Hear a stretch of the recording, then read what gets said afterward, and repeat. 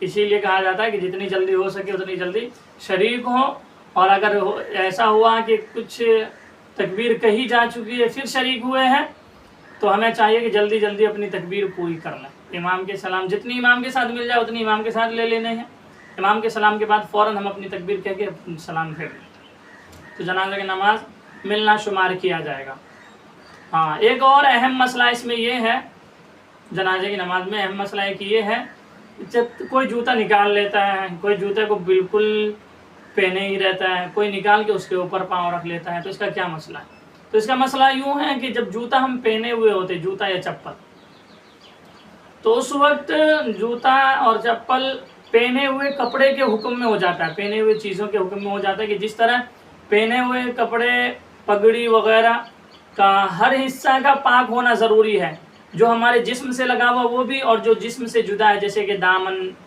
امامہ کا شملہ، پگڑی کا شملہ وغیرہ، جو لگا ہوا وہ بھی اور جو نہیں لگا ہوا وہ بھی، تمام کا پاک ہونا ضروری ہے۔ اسی طریقے سے جب ہم پہنے ہوئے ہیں تو پورے جوتے کا اوپر سے نیچے تک اس کے تلوے وغیرہ کا پورا پاک ہونا ضروری ہے۔ اب ہم جوتا پہن کے چلتے ہیں راستے، سڑک پر عموماً گندی چیزیں ہو سکتی ہے، گوبر وغیرہ اس طریقے کی لگ جاتی ہے، ہمیں نہیں معلوم چلتا ہے، تو بہتر ہے کہ پاؤں نکال لیں۔ اب بالکل نکال کر علیحدہ کر دے یا اس کے اوپر پاؤں رکھ کے پڑھ لیں، تو کیونکہ جنازے کی نماز میں سجدہ ہوتا نہیں کہ بھائی پیر کا زمین پر لگنا ضروری ہے، انگلیوں کا زمین پر لگنا ضروری ہے، تو وہ تو ہے نہیں، صرف قیام اور قیام ہے، تو اگر کوئی پورا نکال کے علیحدہ کر دے تو بھی کوئی حرج نہیں ہے۔ اور کسی کو یہ بات یقینی معلوم ہے کہ میرا جوتا نیچے سے بھی پاک ہے، بالکل پاک صاف ہے، تو وہ پہن کر بھی پڑھ سکتا ہے، پہن کر بھی پڑھ سکتا ہے۔ اب یقین نہیں ہے، شک و شبہ ہے کہ نیچے سے پاک ہے کہ ناپاک ہے، یہی معلوم نہیں،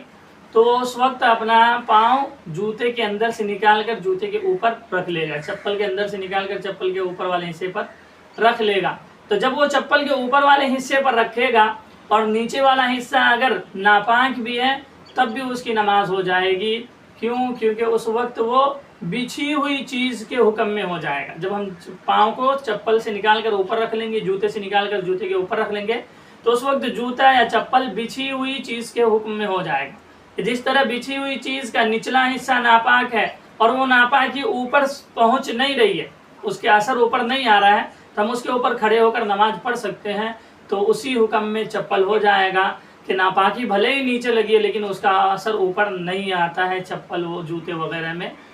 تو اوپر پاؤں رکھ کر نماز پڑھنے میں کوئی حرج اور کوئی دقت نہیں۔ اس کے اوپر بہت کوئی جوتا نکلوا دیتا ہے، کوئی پہنے ہی رہتا ہے، کوئی اوپر رکھ لیتا ہے، تو یہ مسئلہ دھیان میں رکھیں کہ اگر بالکل پاک صاف ہے تو پہن کر بھی نماز پڑھ سکتے ہیں۔ کیونکہ اس میں سجدہ ہے نہیں، جو انگلیوں پر زمین پر ٹکانا ضروری ہوگا کہ زمین نہیں ٹک پائے گی جوتے میں، چپل میں پہن سکتے ہیں اگر بالکل پاک صاف ہے، پورا پہن کے ہی پڑھ سکتے ہیں۔ اگر پاک صاف ہونے میں شک و شبہ ہے تو پاؤں نکال کر اس کے اوپر رکھ لیں، اوپر والا حصہ تو پاک ہوتا ہے، عموماً ہم دھوتے رہتے ہیں، صاف کرتے رہتے ہیں،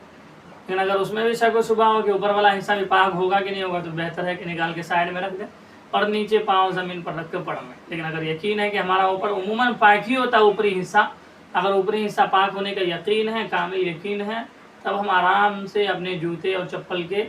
اوپر والے حصے پر پاؤں رکھ کر، یعنی اندر سے نکال لیں گے پاؤں اور اوپر رکھ کر نماز پڑھ لیں گے، کوئی دقت نہیں۔